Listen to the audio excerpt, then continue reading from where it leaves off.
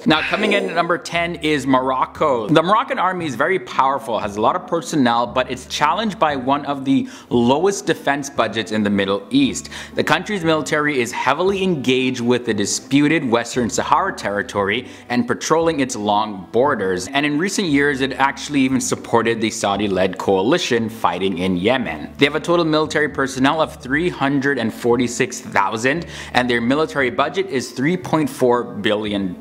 So yeah. At number 9 we have Syria. So after more than 6 years of gruesome fighting, Syria's military is a shadow of what it actually used to be. Its military is bolstered by Iranian militias, Russian forces, and local private militias to keep the Assad regime after suffering from very heavy losses, as well as, war fatigue kicked in. And we can see that in their numbers. So their total military personnel sits at 142,000 and their budget is at $1.87 billion.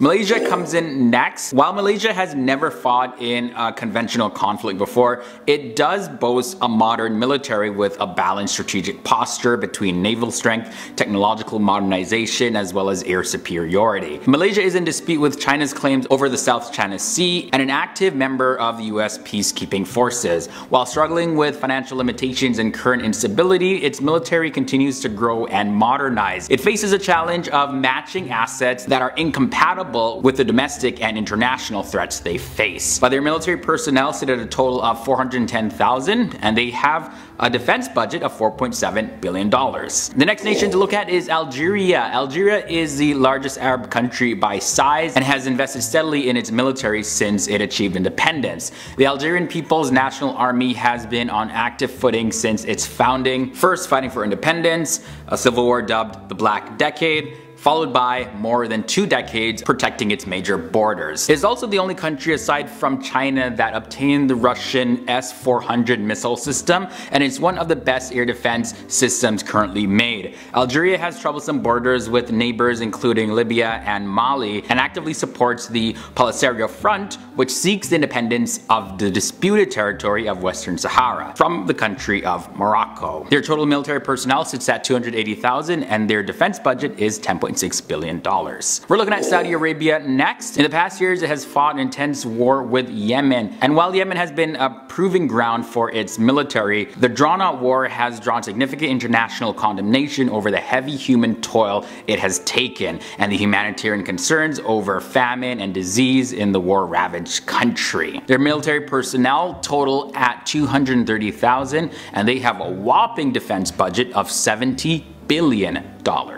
Halfway in, we have Indonesia. With Indonesia set to become the world's 4th largest economy by the year 2050, its military continues to grow in leaps and bounds. So check it out. Aside from its active duty personnel, it's home to an additional 281,000 paramilitary personnel. Its manpower, economy, and political clout are enough to ensure internal stability and growth as it pursues an aggressive military diversification strategy. Indonesia's modernized capabilities may be the precursor to larger regional ambitions in the future, so we just gotta wait and see. Their total military personnel is a whopping 800,000 and they have a defense budget of $6.9 billion. The nation of Pakistan comes in at number 4. Now the Pakistani military is very robust with a long-standing military tradition. In recent years, it has leveraged stronger engagement with Saudi Arabia and China to modernize its forces with heavy military technology exchange and weapons development. Operationally, Pakistan boasts one of the largest armies in the region, with a strong combined arms doctrine supported by a powerful intelligence service and a consistent drive to develop defense industry capabilities. It's also one of the few countries in the region to have nuclear capabilities. Their total military personnel sit at 1,204,000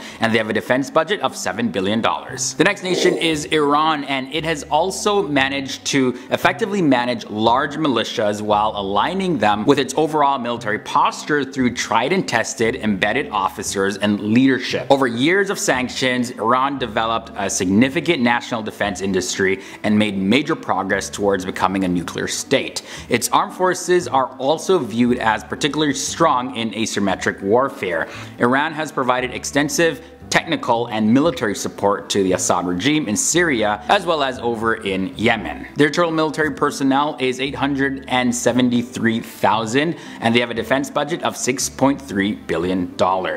Egypt is up next. So with the rise of President Abdel Fattah el-Sisi, the Egyptian military has been given free rein to expand and embed itself in nearly every aspect of Egyptian society. On top of a large defense budget, tax exemptions, and lucrative private contracts. The Egyptian military has made major progress in modernizing its military since Sisi took power, with gradual procurements of new state-of-the-art weaponry, revamped supply chains, and more attention given to its navy. They have total military personnel of 920,000 people, and their defense budget is $4.4 billion. Now, the number one spot, we have the country of Turkey.